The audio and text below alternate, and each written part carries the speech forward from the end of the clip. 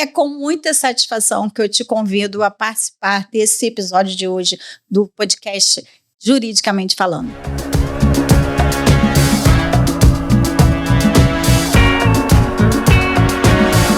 E é claro, hoje também apresento para vocês o nome ímpar, é um ícone quando a gente fala sobre alienação parental. E é lógico que eu não podia trazer ninguém menos do que o Dr. Rian. Gente, o currículo dele é tão extenso que eu vou ter que precisar de uma colinha aqui para eu falar tudo que ele participa. Porque não só como diretor da ABA, né, que é a Associação Brasileira dos Advogados aqui de Duque de Caxias, como também ele é presidente. Ele também faz parte, é membro da Comissão de Direito de Família da UABRJ, ele é membro do Conselho Municipal de Crianças e Adolescentes, além de diretor da ABA, presidente da Comissão de Direitos Humanos e Crianças e Adolescentes da UABDC, além de advogado da Associação Emborel. Então, assim, pós-graduando, já pós-graduado de processo civil, direito de família, é extenso. Vocês viram que eu não trouxe ninguém menos do que alguém muito gabaritado para estar aqui falando com a gente sobre um assunto tão delicado que é a alienação parental, né, doutor? Então, vamos começar a falar o que caracteriza a alienação parental. Olá, boa tarde. Primeiramente, eu gostaria de agradecer o convite, doutora Isabel. Me sinto muito prestigiado em estar aqui, né, nesse projeto novo que você está desenvolvendo. E como nós conversamos anteriormente, já deu certo, tá? Primeiramente, muito obrigado. E, segundamente, parabéns pela coragem e vai dar tudo certo. Já deu. Para dar certo, eu preciso que vocês aqui comigo para entrevistar, né? E do público também nos dando esse apoio. Porque, verdade, como eu falei e costumo dizer, né? Como sempre eu declaro isso, a intenção do Juridicamente Falando é exatamente trazer conhecimento. Não só para os advogados, como trazendo especialistas que vão trazer inteligências ímpar para determinados assuntos, como também para a população, para a sociedade civil, de conhecer, porque às vezes você está vivendo um problema e você não sabe como lidar com aquilo dali. Eu acho que isso é muito importante. Direito deveria ser ensinado nas escolas, mas como não é, estamos aqui para desmistificar o que a gente puder de levar de conhecimento para todos, né? Com certeza, e conte comigo aí, o que der e vier para eu poder tentar solucionar da melhor maneira possível as questões que virem até mim.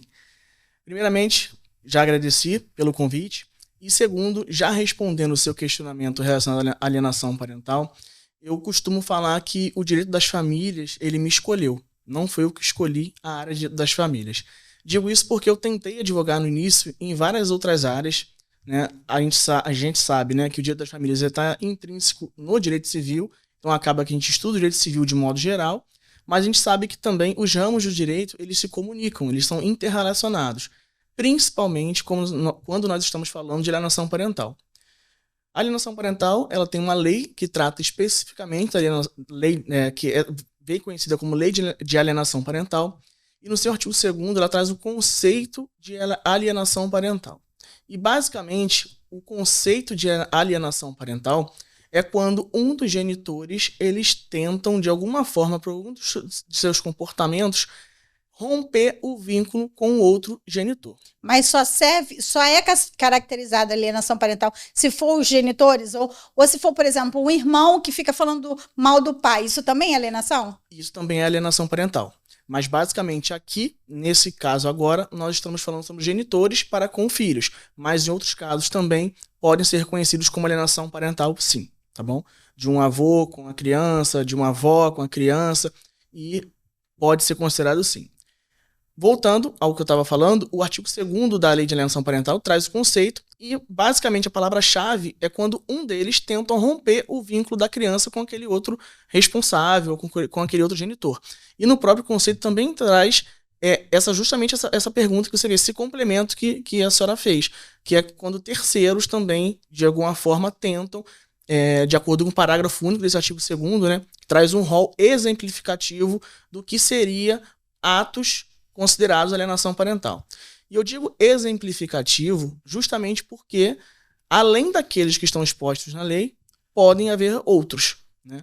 Exemplo, na lei diz que alienação parental, quando tenta romper um vínculo com um dos outros genitores, né, esses comportamentos abusivos, por exemplo, de mudança de endereço constante, sem a comunicação prévia ao outro então, genitor. Essa questão de ficar colocando a criança em endereço diferente para Sim. dificultar a convivência, isso também é considerado uma alienação? Também é considerado alienação parental. Pois é, olha, essa eu não sabia. Para mim era só se falasse mal. Mas eu digo assim, como profissional de direito das famílias, a gente trata o núcleo familiar e o mais importante, enxergando o que é melhor ou pior para a criança e o adolescente que está envolvido naquele conflito, naquele litígio.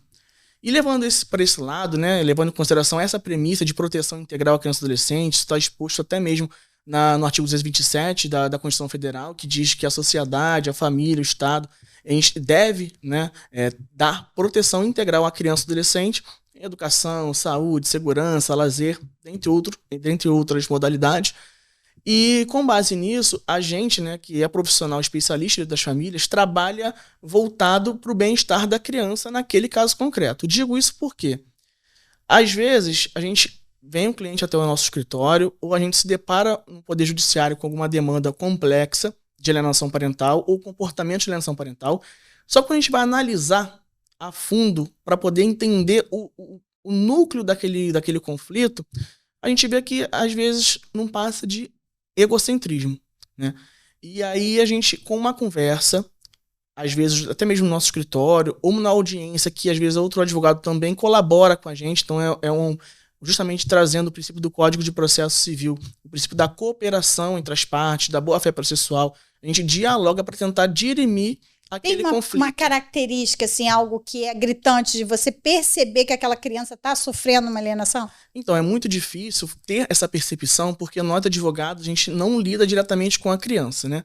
A gente vê, mas às vezes... essa lá, eu digo para os pais que estão vivendo, né? Entendi. O que é um alerta para os pais de perceber que tem alguma coisa diferente? Quando a criança vai e volta, qual é a principal característica? Você consegue dar essa dica para quem está vivendo esse conflito? Então, a criança ela vem desenvolvendo diversos comportamentos, né, que talvez despertem dê um alerta, né, para que os pais se conscientizem do comportamento da criança. Isolamento, excesso de timidez, no sentido de não querer se comunicar com terceiros, introversão, lógico, né? A pessoa, às vezes, a criança é introvertida por natureza, mas se está num litígio, num conflito, e a criança que não era, passa a ter um comportamento tipo, quando chega diferente da casa do pai ou da mãe, já chega... Exatamente, chega retraído, né? Exatamente. Ou passa a ter um comportamento de violência, algo que não tinha anteriormente, começa a ter um comportamento de violência. Ou na escola não quer ir para a escola, ou as notas e os comportamentos escolares começam a ter mudanças significativas, e às vezes a diretora comunica os genitores relacionados ao comportamento da criança. Então, todos esses comportamentos dentro de um contexto já é um alerta para os pais, né, se conscientizarem do que está acontecendo, do que pode estar acontecendo. E o nosso ordenamento jurídico está preparado para isso, para dissolver trazer essa criança de novo para um convívio familiar saudável, com esse que está alienando e o que já convive? Como tem sido isso? Então, eu não digo que estar preparado, porque isso é uma palavra de plenitude, né? O que a gente espera que o Poder Judiciário venha suprir todas as necessidades. É relativamente atual e recente, vamos dizer assim, porque isso já existia, claro que já existia, mas hoje que está em fomento essa expressão de alienação, porque antes era a base do chinelo, né? Era assim, hoje que não pode mais, então a gente não percebia, existia e era coibido de uma outra forma, né? Verdade. Então eu não digo que esteja preparado, mas eu posso dizer que ele está se esforçando bastante, tanto é que estão criando, né, diversos métodos, meios alternativos de solução de conflito, por exemplo, a mediação.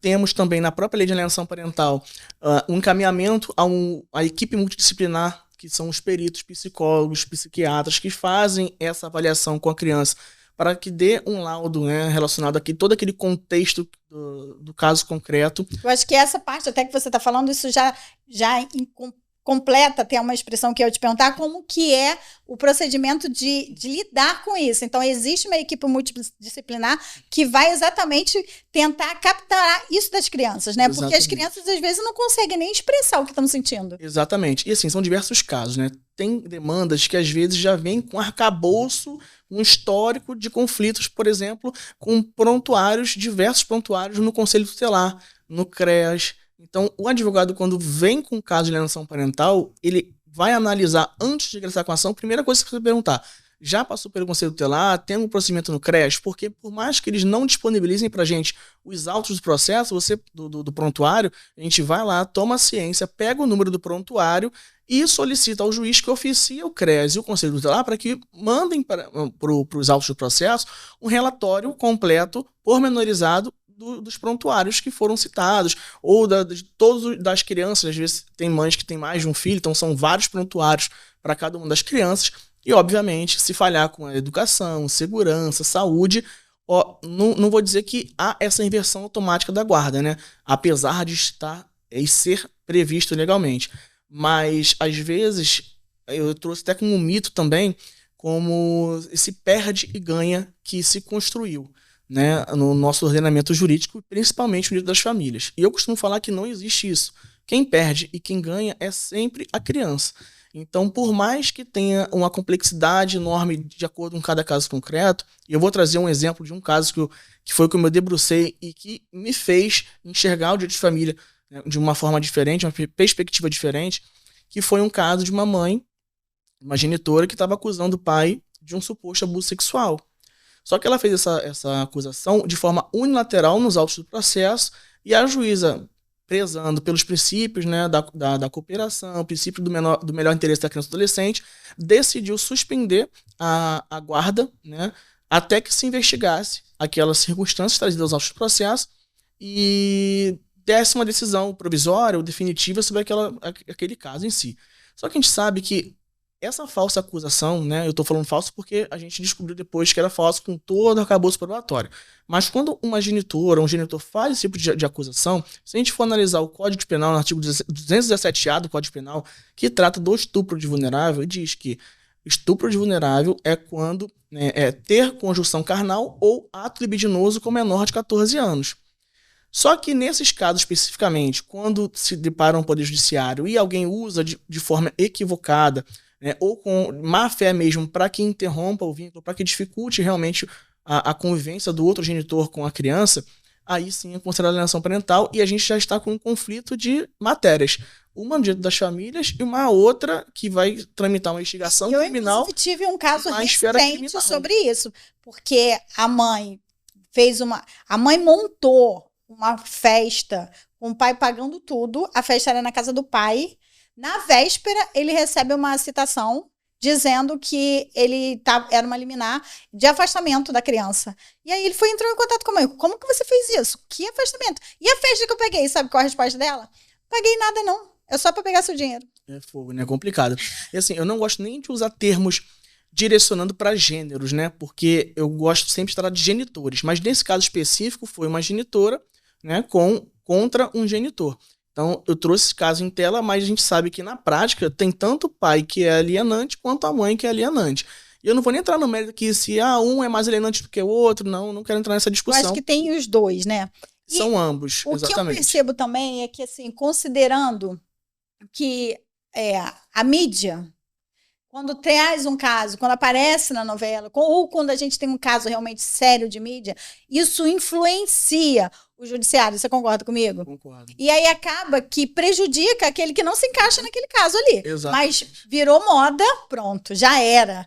Você entende que isso é um a mais, um confronto a mais que a gente tem que lidar? Sem sombra de dúvidas. Assim, só para deixar muito claro o que eu estou falando aqui, nós, em hipótese alguma, estamos defendendo qualquer tipo de abusador. Qualquer tipo de abusador ele tem que sim que responder criminalmente e sofrer as sanções legais. Ponto. Isso é um fato. O que nós estamos trazendo aqui é justamente alguém que sabe que aquilo é falso, sabe que aquilo ali é mentira e utiliza de um argumento, né, levando até a autoridade policial um fato saber, né, ser considerado falso, para que prejudique justamente na convivência para com o filho. Que também é um crime, né? A falsa comunicação de crime também é crime, né? Denunciação caluniosa e está previsto no Código Penal também. E geralmente esses casos, né, de falsa acusação, a gente fala falsa acusação porque já com arcabouço probatório a gente consegue demonstrar isso, né? É sempre por ato libidinoso. Então, eu não estou falando aqui de conjunção carnal nem nada, né? Estou falando aqui de supostos atos libidinosos que são, né, levados até a autoridade policial. Então, movimenta toda a estrutura para depois se descobrir que aquilo era falso ou que aquilo ali tinha um interesse, um intuito de justamente prejudicar a convivência, né, e o outro genitor. Então, a gente tem que ter muita responsabilidade em relação a isso também, nós como profissionais da advocacia, porque uma ferramenta que foi criada para proteger realmente as reais vítimas de abuso são utilizadas para prejudicar quem não é, que são os outros genitores. Então, isso acaba abarrotando ainda mais, não só o Poder Judiciário, mas também as delegacias de polícia que se deparam constantemente com esse tipo de falsa acusação. É incontestável o prejuízo, acho que não só emocional, né, psicológico da criança ao longo desse prazo, desse processo, de tudo isso. Você acha que é possível a gente assegurar o reestabelecimento dessa criança que passa por todo esse processo? Como que você já teria um caso para trazer para a gente de sucesso disso? Não, a criança conseguiu voltar a ter um convívio saudável com os pais, ou não? É muito difícil isso acontecer? Assim, eu creio que seja muito difícil, tá? E esse trabalho não é do advogado. A gente orienta que sempre nesses casos, se possível, a gente sabe que muitas famílias não possuem capacidade financeira para isso, mas se possível, procurar uma rede de terapia, de proteção, né, de integração, para que possa a criança já estar sendo acompanhada por um psicólogo especialista em alienação parental, né, ou um terapeuta, para que realmente possa orientar essa criança. No melhor dos mundos. Mas não tem isso de forma gratuita? Então, até tem, mas não é amplamente divulgado. E as crianças que têm acesso é as que realmente sofrem abuso. Efetivamente restrito, sofreu né? abuso. Não dá conta de todos os Agora, desses de falsa acusação, não tem uma continuidade. Já tem projetos sendo desenvolvidos para que o setor público, né, o poder público, dê essa continuidade nesse tratamento. Eu acho que isso é muito válido. Eu até estava conversando com o Tássio, que ele é presidente da Comissão de das Famílias aqui em Duque de Caxias, e ele trouxe um caso interessante que ele cita, né, nas nossas conversas, que é o PEF, que é um sistema de Portugal, que é onde justamente dá esse acolhimento contínuo das crianças vítimas, não só de abuso sexual, mas as vítimas de falsa acusação. Porque a gente estuda um pouco da psicologia também, a Glícia Brasil, que é famosíssima, né? Ela até psicóloga, funcionária do Tribunal de Justiça aqui do Rio de Janeiro, e ela traz nos seus livros diversos casos e exemplos relacionados a esses... como é que eu posso dizer? Reflexos que os comportamentos abusivos trazem para a vida da criança. E muitos deles, eles perpetuam eternamente, até a vida adulta da criança. Então, é inevitável que o comportamento que um genitor, uma genitora tenha relacionado a uma alienação parental, e essa que eu estou dizendo é gravíssima, e no livro da Glícia Brasil, ela traz, cita, né, um psicanalista que é a teoria de Gardner, que ela diz que existem 3 estágios da alienação parental. O brando, que é o leve, né, que é o primeiro, que é o levinho, o médio e o gravíssimo. O brando é quando está naquele início de alienação parental ou algum comportamento de alienação parental, mesmo que seja um ato trazido no artigo 2º da lei, né, no seu parágrafo único, como no rol exemplificativo ou não. A gente sabe também que não precisa necessariamente estar previsto nesse rol exemplificativo para que seja considerado ato de alienação parental, mas às vezes é algo leve, algo que é inconsciente, algum comportamento que pode ser um ato de alienação parental, mas que não dá efetivamente, né, o genitor o caráter de ingressar com uma ação de alienação parental para, por exemplo, aplicação de uma multa, de uma advertência, de uma inversão de guarda. Você diria que isso é, infelizmente, muito utilizado como combate à guarda compartilhada? Sim, até porque, assim, é uma pergunta muito interessante, né? Até porque eu trouxe os níveis de alienação parental. Então, nesse médio, já é um pouco mais grave e muitas das vezes a criança já passa a replicar aquilo como se fosse um comportamento normal, mas não é, e de repudiar o outro genitor. E o gravíssimo é indiscutível, que é esse caso de falsa acusação de abuso sexual. A criança ela já está tão doente emocionalmente e psicologicamente por conta dessas falsas acusações reiteradas diariamente, que ela passa a replicar e acredita que aquele fato realmente tenha acontecido. Então é muito difícil, muito delicado da gente, né, de nós profissionais, identificarmos isso. Nós, como advogados, não temos essa capacidade. Quem vai fazer isso justamente é a equipe multidisciplinar, seja do fórum, seja do CREAS, seja do CRAS, ou seja de outra equipe multidisciplinar realmente do poder público que faça essa escuta especializada para justamente poder identificar o que é verdade, o que é mentira, para que ela não passe realmente a replicar aquilo como se fosse verdade absoluta, né? Como se realmente tivesse sofrido abuso. Voltando à pergunta, pode repetir, por gentileza, que eu me perdi no fim da meada? era em relação que, se você entende que a utilização da alienação é uma arma contra a guarda compartilhada.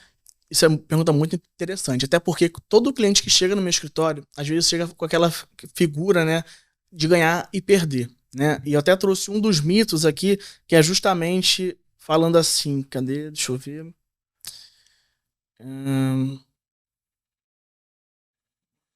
Eu ganhei a guarda, entre aspas, e não existe isso. Primeiramente, a gente precisa explicar o que seria a guarda unilateral e o que seria a guarda compartilhada. A guarda compartilhada veio no nosso ordenamento jurídico justamente para destruir, desconstruir qualquer tipo de alienação parental, qualquer tipo de comportamento abusivo voltado a algum ato que tenha o interesse ou o intuito de dificultar a convivência com outro genitor ou com terceiros familiares. Então, antes, a gente sabe, né, antes dessa atualização, a regra das famílias era que fosse aplicado a guarda unilateral. A guarda unilateral é quando um dos genitores ele tem a capacidade e o poder de decisão de forma mais deliberada.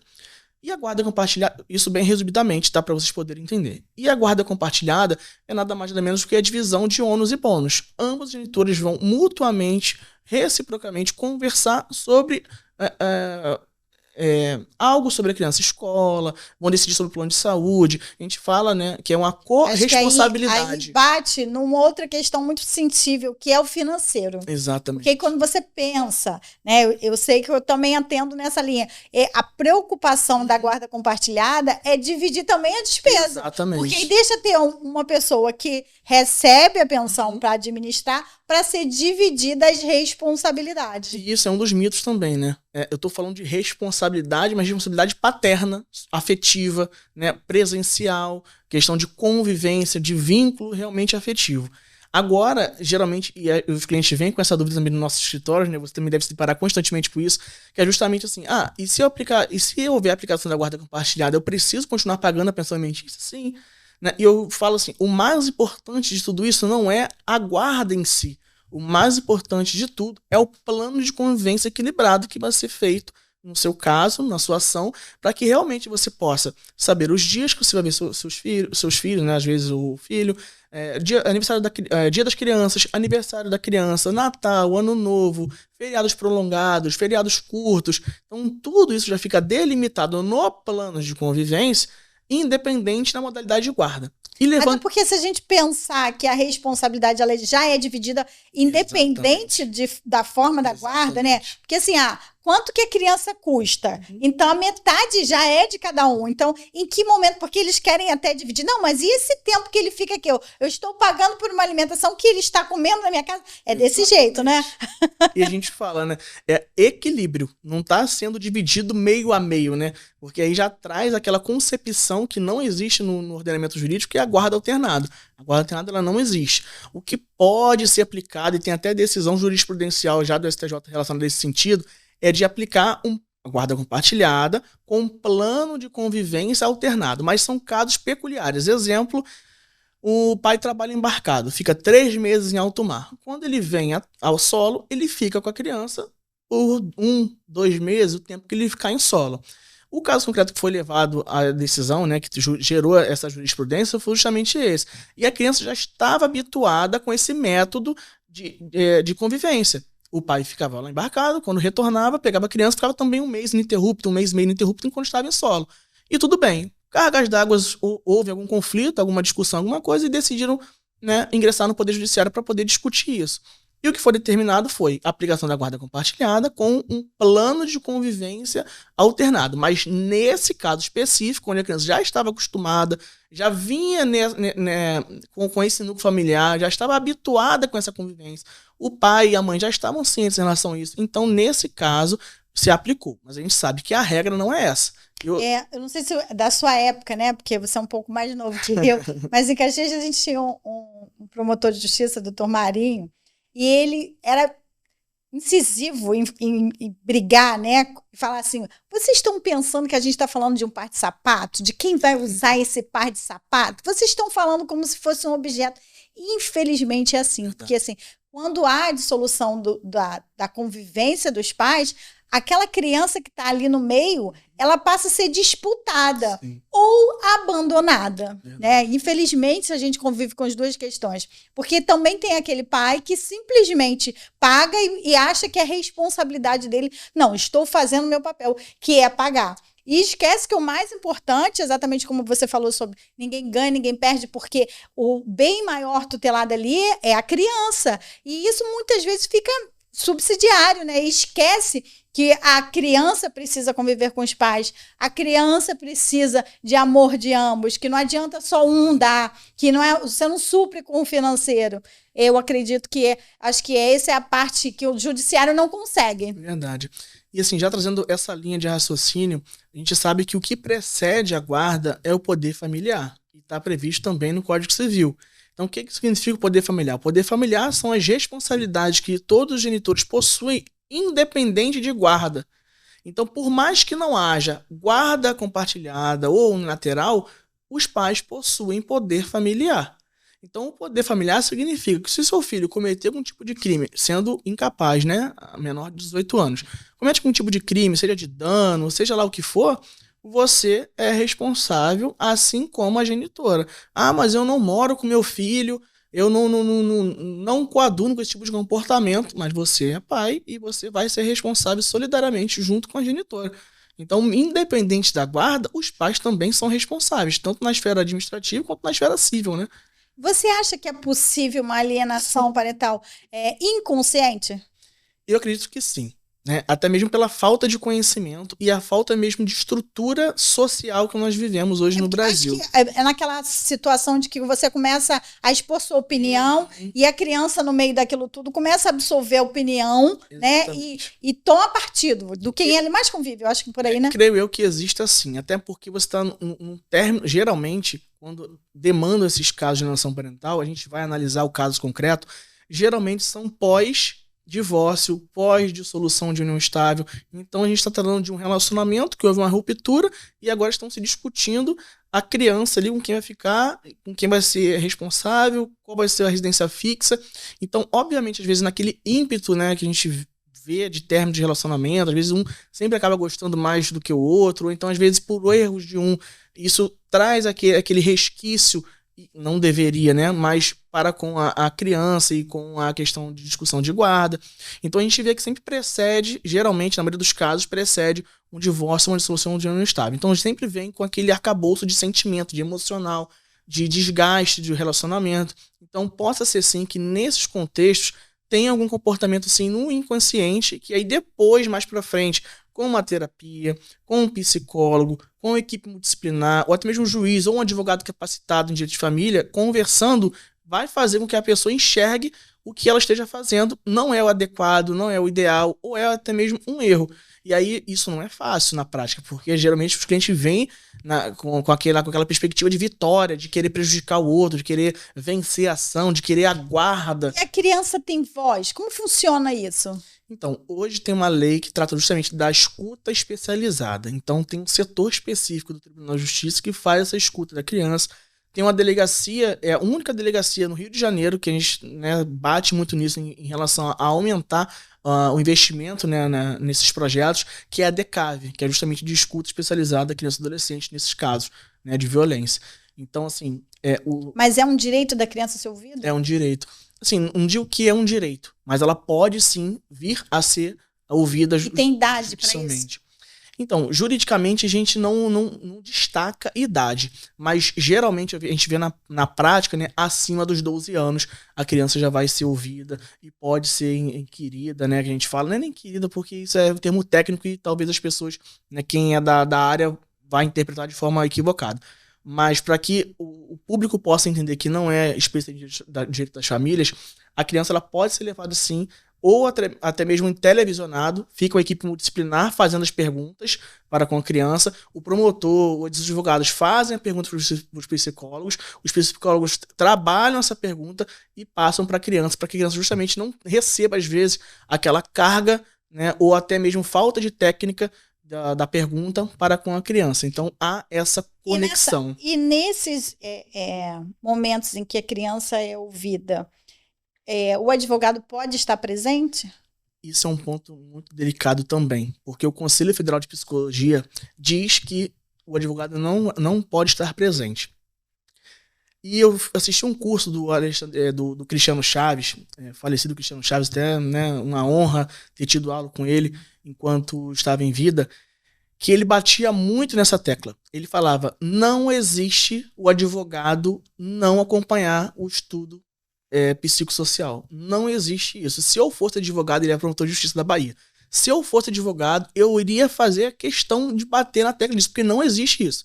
Só que na prática, hoje em dia, né, vale o que está exposto no Conselho Federal de Psicologia e os juízes acabam corroborando com isso, impedindo que o advogado, não admitindo, né, que o advogado participe desses estudos, e aí a gente só recebe mesmo o laudo depois preparado. Isso é uma crítica que eu faço também, porque eu acho que o advogado, por mais que não possa participar diretamente, questionando, perguntando no ato, que eu acho que isso não deveria ocorrer, mas ele deveria, pelo menos, estar presente, nem que seja numa sala ao lado, mas ouvindo as perguntas, porque a gente sabe que, às vezes, né, um laudo Deduzir, é né? uma coisa. Ali, sendo feitas as perguntas, a gente pode notar algum induzimento, ou algum equívoco, ou algo que não esteja compatível com as resoluções do Conselho Federal de Psicologia. E aí é uma prova para anular aquele estudo psicossocial e requerer um outro, ou requerer uma indicação de um novo perito, enfim. Então a gente... Você diria que existe alguma abordagem terapêutica assim, mais eficaz?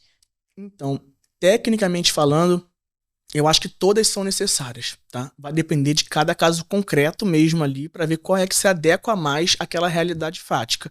Mas todas são adaptáveis e aplicáveis a depender do caso concreto em si, da fragilidade de cada criança ou de cada adolescente. Ela acontece somente nesse caso onde há a dissolução da convivência dos pais, ou é possível isso acontecer ainda quando os pais ainda convivem no mesmo lar? Não, isso sem sombra de dúvidas, há possibilidade sim, a gente tem diversos casos, né, no próprio escritório de comportamentos assim abusivos, mesmo não havendo ruptura da estrutura familiar.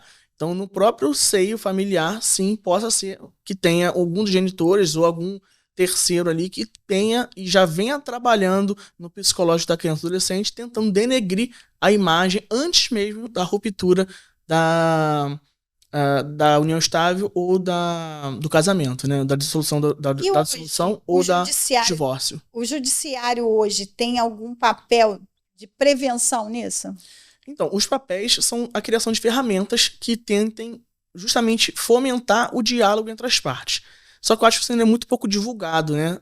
Por exemplo, tem um Sejusc, que é um centro de mediação, que antes mesmo de ingressar com uma ação judicial, você pode procurar o Sejusc, e até mesmo na OAB tem um centro de mediação que foi criado nessa gestão do Dr. Wagner Botelho, que é justamente para aumentar e fomentar o diálogo entre os familiares. Então, o advogado tendo esse conhecimento, sabendo que existe essa ferramenta, ele pode levar ao Poder Judiciário para que se tente conversar na audiência de mediação com um profissional, um mediador técnico, para te ajudar e te auxiliar nisso, ou até mesmo levar a OAB, que aqui em Duque de Caxias nós temos hoje, graças a Deus, essa ferramenta, foi criada por... Se existe uma pessoa que está assistindo a gente, um popular, né, uma pessoa comum, que está passando por isso, ela pode ir até a OAB, falar que está acontecendo isso e pedir uma mediação? Sim, na OAB, que tem a Câmara de Mediação, e no Sejusc, que é um centro que já existe justamente de mediação, né, de conflitos. Então você vai ao Sejusc antes mesmo de ingressar com uma ação judicial para tentar marcar uma de mediação, não tem número de processo, não tem nada,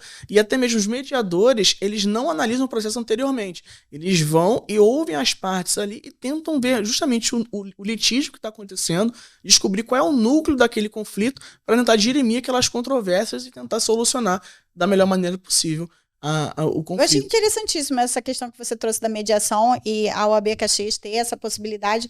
E para quem está nos ouvindo e não é advogado de Duque de Caxias, também pode procurar a OAB e pedir esse auxílio? Como é que funciona? Então, aí eu preciso verificar com o presidente da OAB para ver se ele vai abrir essa margem. Mas creio que sim, que como a Câmara de Mediação ela não tem uma capacidade de circunscrição, né, só Duque de Caxias, creio sim que possa ser, outro advogado possa se utilizar dessa ferramenta para poder fomentar e aumentar o diálogo daquele conflito, sim. E esse genitor que praticou essa alienação, ele tem algum prejuízo numa questão posterior sobre guarda? Então, se ficar identificado na ação, né, que está tramitando, que alguém realmente cometeu alienação parental, a gente vai voltar para aquela teoria do Gardner do nível da alienação parental. Então, no artigo 6º da lei de alienação parental, a gente traz diversas punições, sanções ao alienante. Né? Então, por exemplo, pode ser aplicada advertência, pode ser aplicada a multa, pode ser aplicada a inversão da guarda, pode ser que o juiz entenda que reduzindo a convivência do alienante, né, que realmente é o genitor que está alienando, que talvez resolva. Então, a última ratio, a última posição do juiz vai ser a inversão da guarda, né? Vai ser a interrupção de uma convivência com o genitor ou a suspensão da guarda compartilhada, ou unilateral, seja lá qual for, de acordo com o genitor. Então, isso é a última, a não ser se for realmente uma alienação muito grave, como essa de abuso sexual, de falsa acusação de abuso sexual, que aí precisa realmente ter um estudo mais aprofundado. Mas, né, vai depender dos níveis de alienação parental e, obviamente, se isso ficar comprovado, o juiz ele pode aplicar, sim, essas punições, está previsto no artigo 6º da lei de alienação parental, e o MP também, correlatamente, na esfera criminal, oferecer denúncia, né, por denunciação caluniosa por conta dessas falsas acusações, se ocorreram realmente ficarem comprovadas de fato, que a gente também não vê isso muito na prática, né, até uma crítica em relação a isso, né, e possa ser que ele seja assim punido e até mesmo ao final, dependendo do nível, perca a guarda relacionada à criança. Quando há um genitor que já, assim, durante a convivência, já tem um perfil manipulador, controlador, isso é também considerado uma alienação? Então, vai depender. Não quer dizer que ele tem um perfil de controlar, né, de manipular, que a criança realmente esteja sendo alienada. Isso só vai ocorrer se ele pegar esse comportamento dele abusivo e utilizar para interrupção do vínculo com outro genitor. Porque ele ser abusador que eu digo assim, né?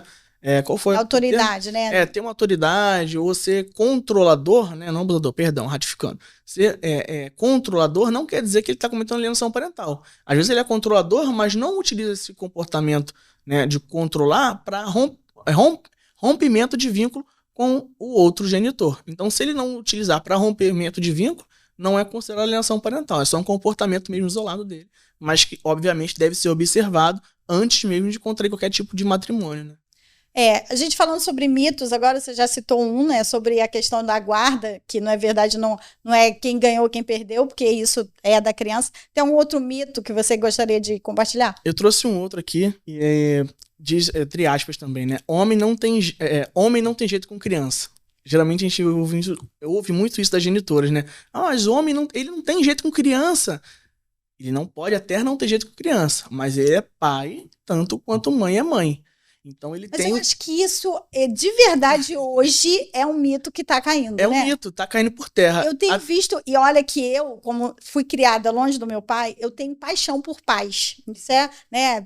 Eu trouxe na minha formação. Então, quando eu vejo um pai zeloso, cuidadoso, principalmente se for pai de menina, que sabe pentear, que sabe botar... Gente, eu me apaixono em ver uma cena dessa. E eu acho que isso ficou muito comum, isso tá ficando popular, tá ficando bonito, né, de se ver. E realmente eu acho que isso é um mito que eu digo hoje que é mito justamente por isso. Porque antes a gente tinha uma sociedade justamente patriarcal, onde vinha o pai era o pai, e botava dentro de casa, e a mãe só era dona de lar. Dona de casa, fazia os trabalhos de casa. Hoje, a nossa sociedade está evoluindo, né? E a gente vê justamente às vezes a inversão do papel. Às vezes a mulher indo para a rua, buscando o dinheiro, o pão de cada dia, e o pai em casa justamente cuidando da criança. Às vezes está desempregado, passando por alguma enfermidade, enfim. Então, às vezes, né, hoje... A mulher brigou tanto por isso, exato, né?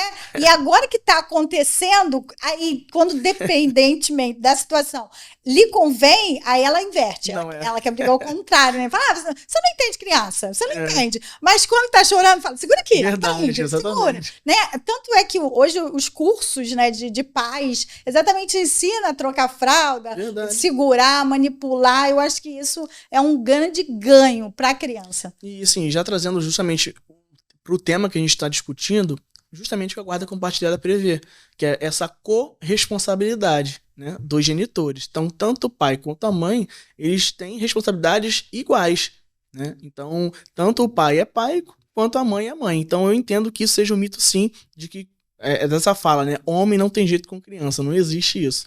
Cada um tem um jeito. Você diria que a educação e a conscientização sobre alienação parental ela pode ajudar a sociedade? Sim, sem sombra de O dúvidas. que você diria que pode ser feito?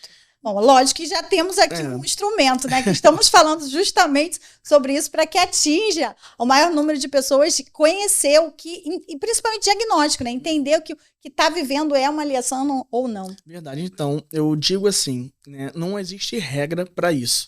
Eu trabalho numa linha onde eu protejo e defendo e enxergo os direitos da criança e adolescente no caso concreto.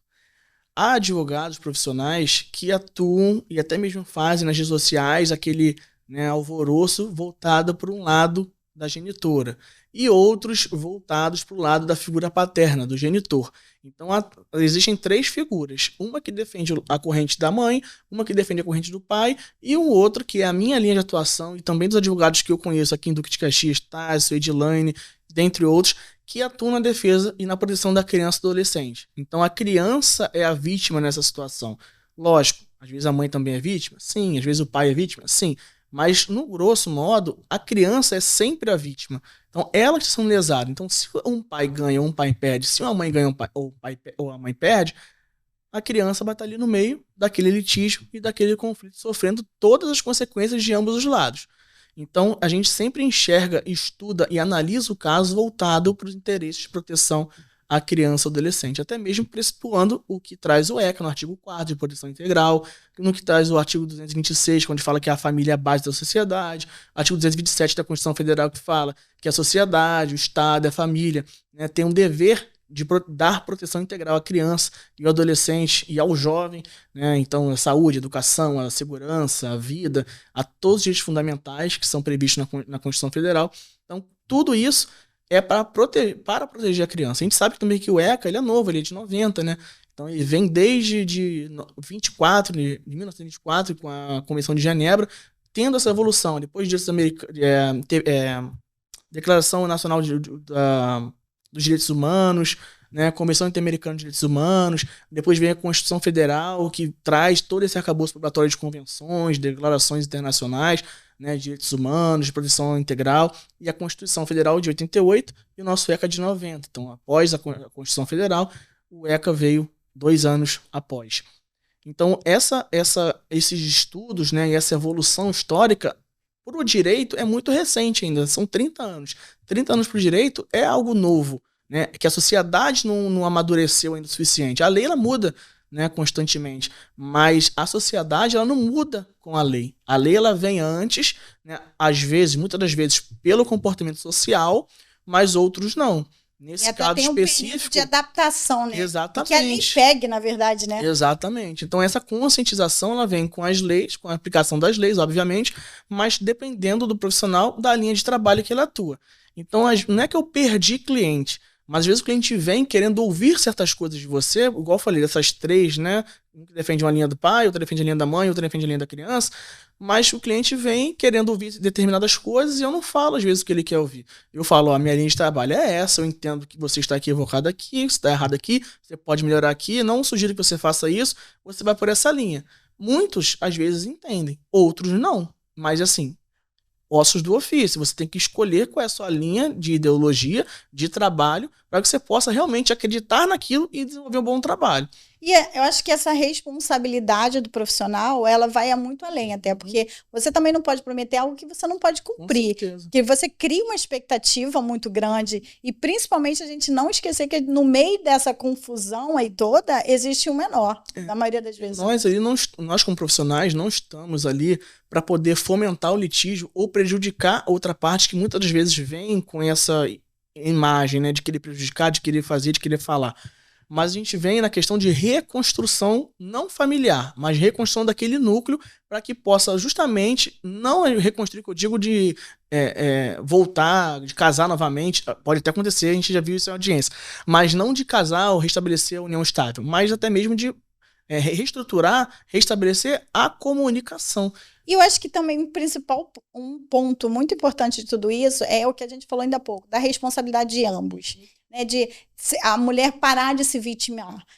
vitimizar. E eu já vivi isso numa audiência, que eu estava pelo pai e a mulher, quando viu eu sentar, falou, não acredito, a senhora, uma mulher, defendendo o homem. Mas a gente está ali defendendo o direito, né? Sim. Não é o pai ou a mãe. A gente vai tentar buscar realmente um equilíbrio. Nossa, eu ganhei uma aula aqui sobre direito, sobre alienação parental. Gostaria muito de te agradecer a presença e tem alguma coisa que você gostaria ainda de acrescentar dentro desse papo que nós tivemos aqui, que foi fluindo? Não, primeiramente, eu que agradeço o convite, né? Às vezes a gente acha que 1 hora é muito, mas é pouquinho. Tem um monte de coisa para falar aqui, mas a gente vai fazer um outro podcast. Já estou me convidando. Mas o recado que eu queria deixar é justamente dizer que pai e mãe são igualmente importantes para os filhos em qualquer idade.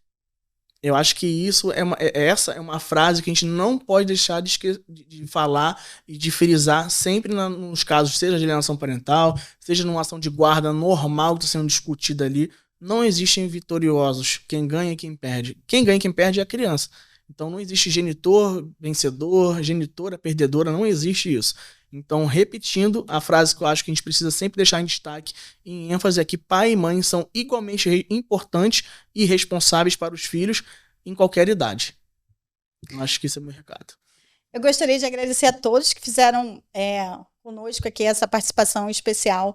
Eu acho que foi, sem dúvida, uma aula que todos tenham gostado. Se ficou alguma dúvida, olha, tem aqui a possibilidade de vocês fazerem novas perguntas que vamos responder todos. E não deixe, lógico, de seguir nossas redes sociais, tanto do Dr. Rian quanto do Juridicamente Falando, para que vocês não percam nenhum episódio, que com certeza todos vão ser de grande valia para todos, de conhecer um pouco mais sobre direito. Porque, como eu sempre digo, direito ainda não é explicado nas escolas, mas todos devem saber dos seus direitos.